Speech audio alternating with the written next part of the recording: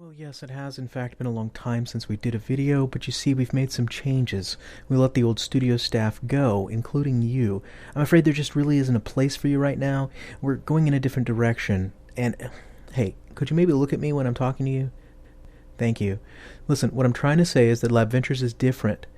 Better, faster, stronger. How can I put this so you'll understand? Hey, where are you going? Get back here. Oh, I've chosen my words carefully, Creeper. I am LABventures. Oh, that's not good. Okay, so can you work nights and weekends, or...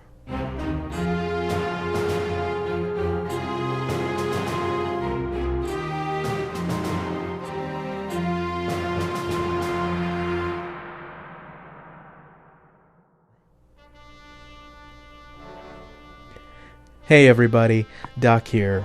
Welcome to LABventures Island, future home of the Pirate King. As full-time dad to my 1-year-old son, game designer, writer, scholar, podcaster, and most of all, gamer, I realized that I missed Minecraft and LABventures. So, even though it's been a while since we built together, I thought it would be fun to start a new series of Let's Builds in fun worlds with some great themes and a few handy new tools that I've never used before.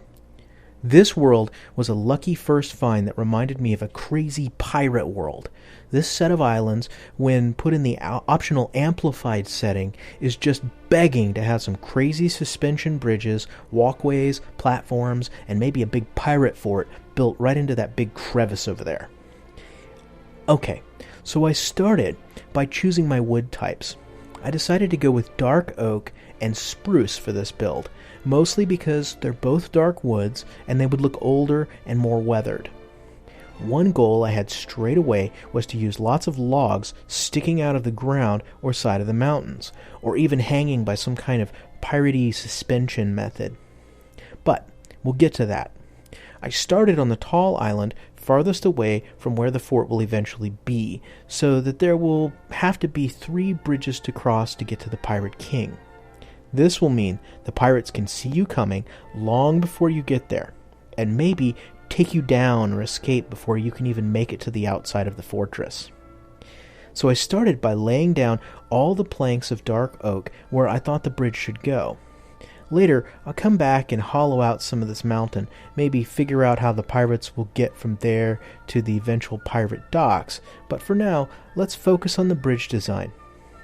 I decided to use steps, planks, logs, half blocks, and fences for the design. I played around with it for a while, but eventually settled on a 3-wide walkway with steps on the side to give a little depth. Perhaps the pirates built this out of ships that foolishly stumbled into their harbor. Oh, also, I turned off the day-night cycle so that it wouldn't mess with the build, the camera, or the time-lapse. If you ever decide to do that, the command is /game_rule do daylight cycle false. Be sure to set the time to where you want it first, though. I wanted perpetual sunrise for this pirate-inspired build in the Spanish Main. Along those same lines, I wanted these bridges to have a kind of suspension bridge feeling. So I used the logs underneath the bridge as supporting structures, then logs jutting up into the air as anchor points for the fence post suspensions. I looked at some real bridges and mimicked the different heights of the supports, making ours taller on the outside than the inside, because gravity, and carefully counting to make sure that the bridges were spaced out well with its supports. So I really don't want everything to look stable or even on this build, but the bridges need to read suspension bridge regardless, even though this is Minecraft and gravity doesn't affect most blocks, like wood. If it doesn't look like it would hold up in the real world, then it just doesn't look right in the end in Minecraft either. So, underneath, supports, things like that, really important. When that was done, and I liked the design of one side, I pulled out one of our first new tools that we'll be using in this series, World Edit. The World Edit mob lets you do cool things like move stuff and copy and paste it. You can even save an object you have built for later and import it into another world. We'll get to more complicated stuff later, but for now, we'll just select one side using the wooden axe, and that's the default item for selection in World Edit.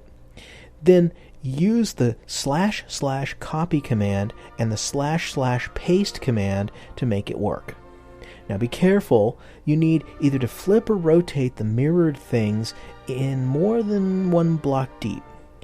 Also, these commands know where you are relative to the selection, so be sure when you copy it to stand, or fly, next to somewhere that you can mimic when you paste, or it just won't look right. With practice, you can do in seconds what would take you many minutes, even in creative mode, to recreate. Okay, so in a minute, I want to copy the whole bridge, but first, I want to make sure that the bridge is exactly the way that I want it. So I'll make a few changes, some cosmetic things, some extra beams. Underneath, you'll see some dark fence posts to make it look kind of like that hanging bridge thing that I wanted. I dig in a little bit to make sure that there's a place for this bridge to go, but we'll come back to that later and dig out the caverns or maybe the stairs that will lead down to the super piratey cove that's going to be down below.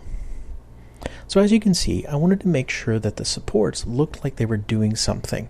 Again, if it doesn't look right, even though it's Minecraft, it just, well, it won't feel right. After all of that was done, I was finally ready to actually copy the bridge. One easy way is to select the top and then use the / expand command in the direction you're looking to select things that you can't see or tag directly. Boom! With a little creative rotation, we have a bridge double the size of our original. All we need to do now is clean up the edges and the connections, put in some detail, and connect the walkways, but we can do that anytime. For now, let's give it one more flyby and see the two bridges that we've made. I'm using the Camera Studio mod for these flybys, which is really great because you enter your path with the P key to set waypoints, then with the /cam start command, and you've got to also designate a time, like if you did 12S, it would be 12 seconds for the flyby, or 20M would be 20 minutes for the flyby. Then you can just let the camera do its thing while you build. Anyway, I'll explain more of that later too, but for now, let's just look at all we've done so far.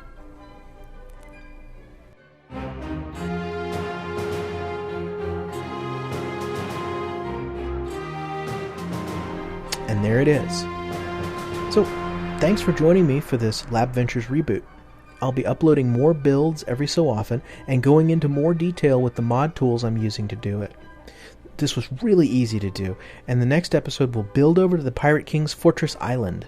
We'll build a big platform and the biggest bridge yet, going east and west instead of north and south. See you then!